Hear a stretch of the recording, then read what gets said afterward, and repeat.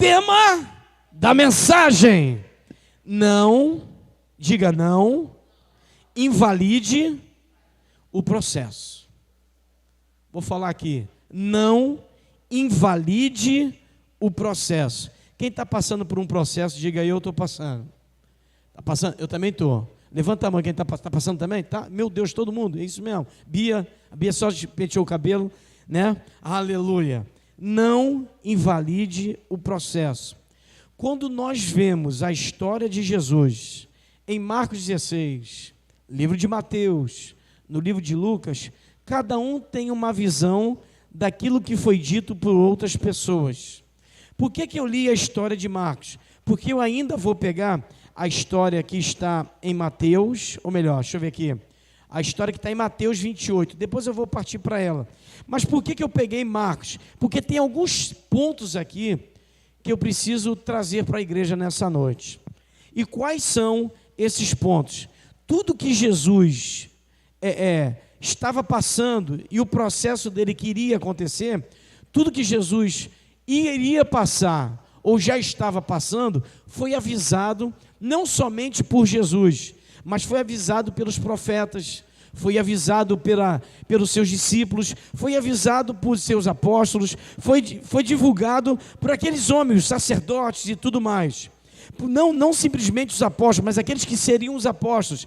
Mas tudo que estava acontecendo na vida de Jesus foi divulgado desde Isaías, desde Jeremias, desde Ezequiel e tudo mais. Por quê? Para que a gente não se assustasse com o que iria acontecer. A gente olha a história do Brasil na cultura secular, mais a cultura romana do catolicismo.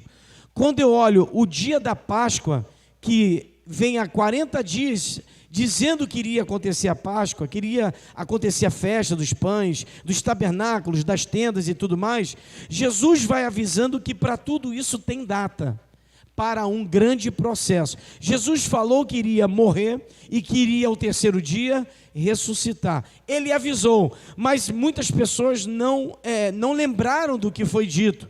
E quando eu falo das culturas, não só do Brasil, mas em outros países, a gente vê a invalidação da Páscoa no sentido real, para que possa ser transferido aquilo que aconteceu, como eu disse, um dos principais acontecimentos do cristianismo, que foi a morte de Jesus no monte do Gólgota, no Morro da Caveira, aonde aconteceu aquela imagem dos dois ladrões e Jesus, dos 3 homens naquela cruz. A gente vai lembrar de que tudo que foi feito, que simbolizava a Páscoa, foi transmitida pela cruz. Por que fala que o coelho simboliza o dia da Páscoa? Porque coelho é um animal fértil. Então eles transferiram o poder da cruz, que deu poder para as pessoas, que deu crescimento, transformação de vida, transmitida para um animal, que nem ao menos coloca ovo. Se fosse uma galinha, colocaria até ovo, mas não é é Então nós vemos uma difusão de caráter nas pessoas, de que para não anunciar o verdadeiro sentido da Páscoa. Porque se falássemos que as pessoas entendessem que a Páscoa era somente a ressurreição, então não teria festa, não teria bolo e nem ao menos chocolate, porque não tem nada a ver com Páscoa. Por que eu estou falando isso, irmãos? Porque Jesus passou por um processo que não pode ser invalidado pelos homens. O que Jesus vai fazer hoje aqui não pode ser invalidado pelos homens. Por quê? Porque o que Jesus faz é a última palavra. Porque a resposta certa vem da boca de Deus. Então, eu quero falar de alguns pontos desse livro de Marcos, que vai transferir para o Velho Testamento, que vai transferir para as culturas, para a gente entender o que esses 8 versículos falam para a gente nessa noite. O primeiro ponto do primeiro processo é que as mulheres, quando souberam que Jesus estava no sepulcro, elas prepararam aromas. O que simbolizava o aroma? para que o corpo de Jesus Cristo ou o corpo de outros homens não tivesse cheiro, não tivesse um cheiro ruim. Então elas prepararam praticamente o produto que era o aloés e outros mais, mas essas mulheres eram chamadas de mirróforas, que significa que elas faziam mirra, que é que os homens levaram para quando Jesus nasceu, um dos magos, que na verdade a história não são só 3 magos. Jesus recebe mirra, incenso e... Vamos lá. Mirra, incenso e mais o quê? Vou falar depois. Jesus leva, os homens levam, os reis magos levam a mirra, o incenso, leva tudo aquilo para Jesus ali e vai simbolizar que é um presente para Jesus. Significa como uma criança. A criança nasce, a criança passa por aquele processo, usa a fralda e a mãe joga ali um talquinho, bota ali um hipoglós, não é isso? Mais alguma coisa aí? Joga para a criança ficar cheirosa no meio daquela tempestade toda. Então levaram um presente para Jesus, porque era um bebê. Agora essas mulheres vão levar as mirróforas, elas vão levar perfumes para que Jesus recebesse no seu sepulcro e o cheiro de Jesus não fosse ruim. Elas acreditavam que Jesus iria morrer e acabou. Mas o que Jesus iria fazer, ele não divulgou para todos, ele divulgou para os seus discípulos. Os discípulos não vão até o sepulcro, mas as mulheres, as Marias e também Salomé, que era Maria, mãe de Tiago, Maria, né, a Maria Madalena e a Salomé, elas foram levar mirra para o corpo de Jesus. Mas elas pensaram, nós somos mulheres, nós somos frágeis, não podemos pegar tais pesos, não dá para abrir uma pedra grande no sepulcro, como é que a gente vai fazer? Eu começo a ver a fé dessas mulheres.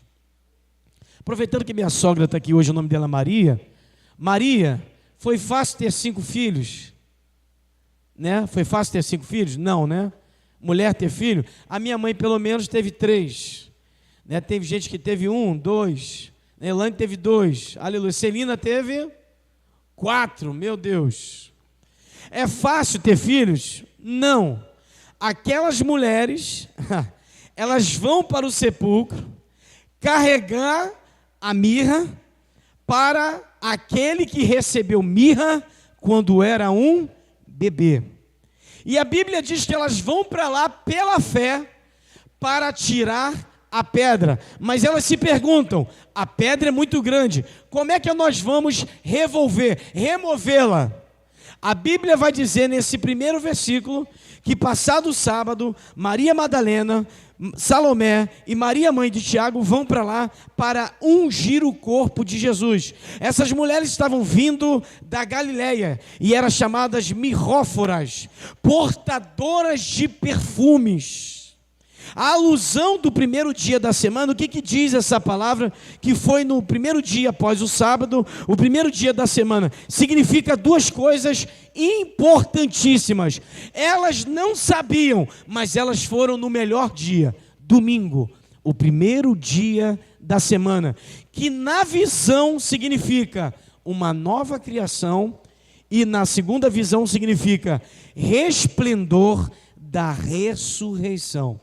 Elas foram levar perfume para alguém que elas imaginavam que estavam morto, mas o anjo do Senhor fala, por que procurais no sepulcro, dentre os mortos, aquele que ressuscitou? Primeiro passo, elas preparam perfume, elas preparam tudo, elas vão enfrentar um gigante que era a pedra, mas ao mesmo tempo a Bíblia diz que apareceu o anjo do Senhor, que foi até lá e ele removeu a pedra. Nesse primeiro ponto, irmãos, eu quero falar para os irmãos que elas vieram da Galileia para o lugar aonde Jesus foi colocado no sepulcro, mas a Bíblia diz que quando o anjo do Senhor vem, A primeira coisa que ele fala é: vai visitar os discípulos, vai visitar a Pedro, volte depois para a Galileia. O que significa isso, Celina? Significa que o que elas viram aqui, elas vão levar para as nações dela. Uma nova criação, um novo resplendor da glória de Deus. Significa que elas foram para abençoar e elas saíram abençoadas. Para você que veio aqui hoje, para você que está pela live, eu abençoo a sua vida nessa noite, amém, igreja? Eu profetizo que o que você veio buscar, você vai receber em dobro, você vai receber em 10 vezes mais, você vai receber como o filho de Abraão, Isaac, você vai receber 100 vezes mais. Quem recebe isso, diga glória a Deus. O segundo ponto é o processo da remoção da pedra.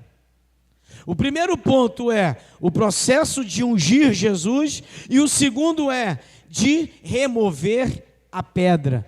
Elas não viram limites, elas foram. O Senhor manda dizer para a igreja que não há nada impossível quando Deus está na frente. Quem pode dizer glória a Deus?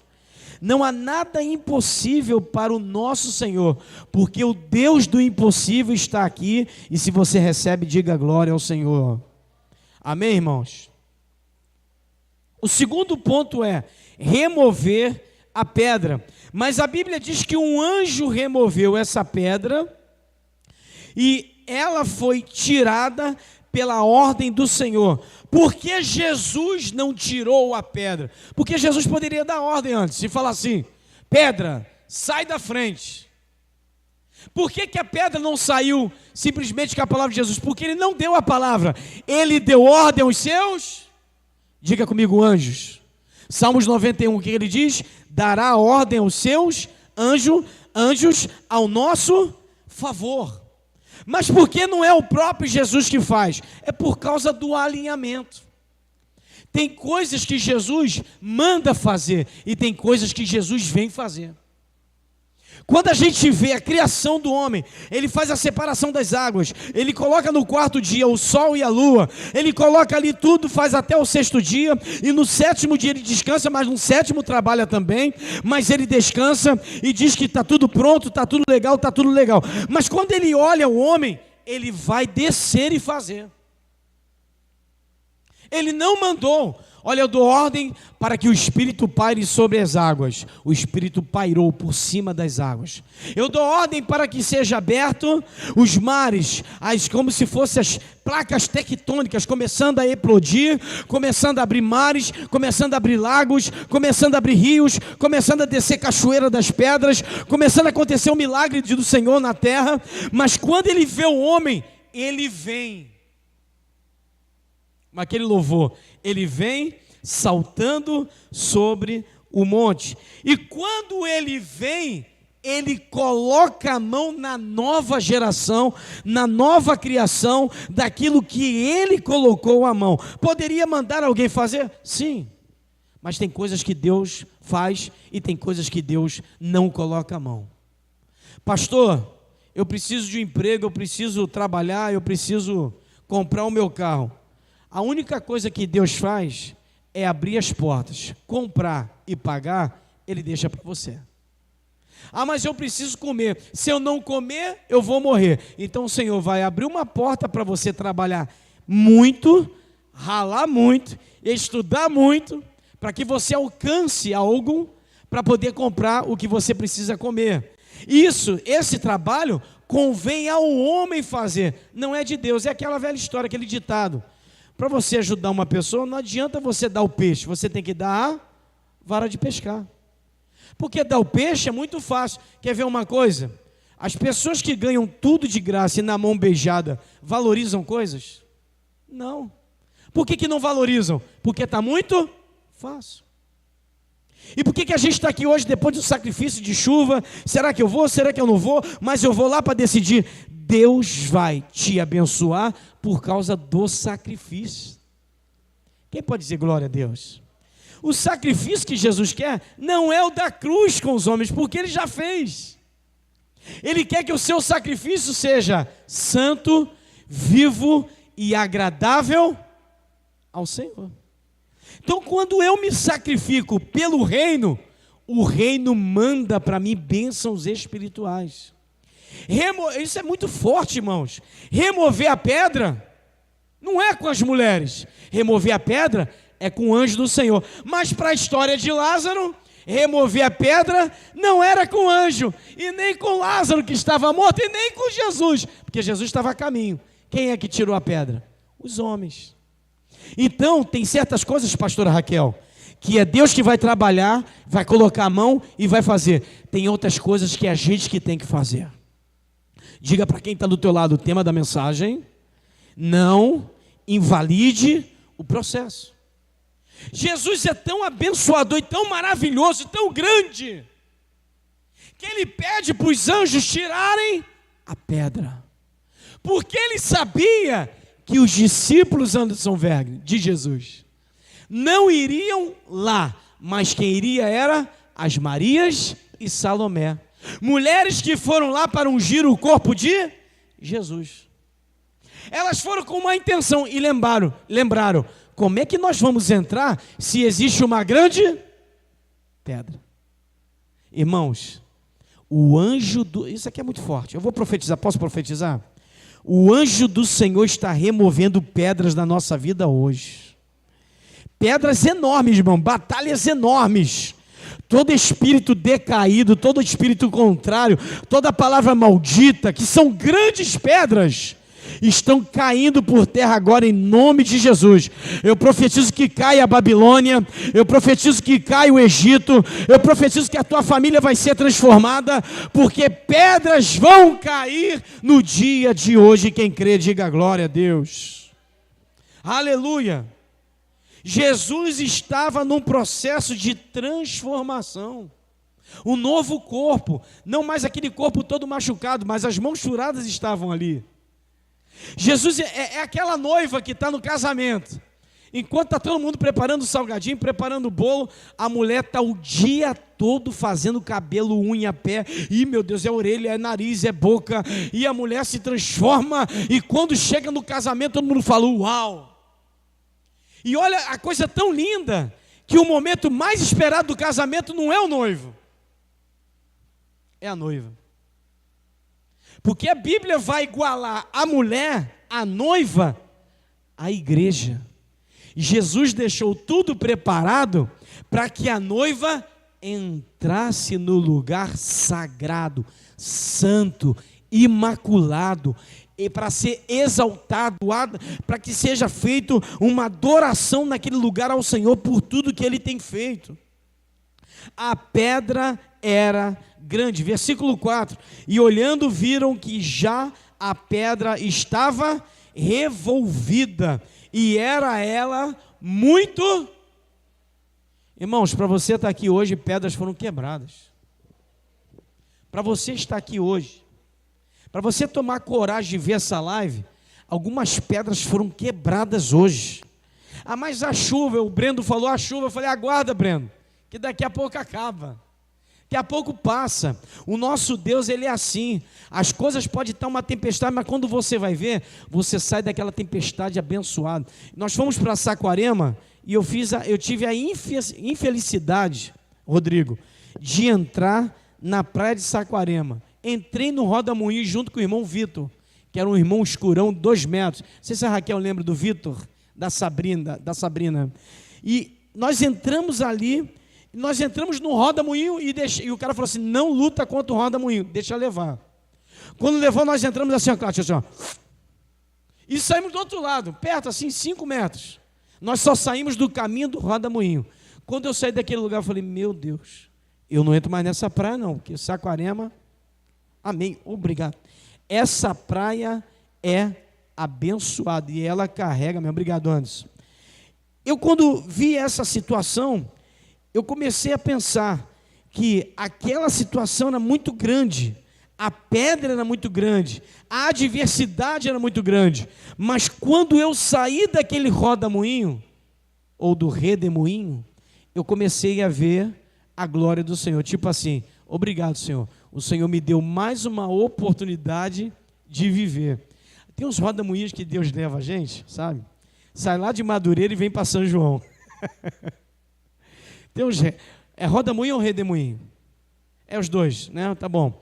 Sai de alguns lugares, sai do seu trabalho, sai não sei de onde, vem não sei para onde. E o Senhor nos coloca num posicionamento, num alinhamento, para que Ele venha nos usar. É isso que eu estou vendo hoje aqui, irmãos.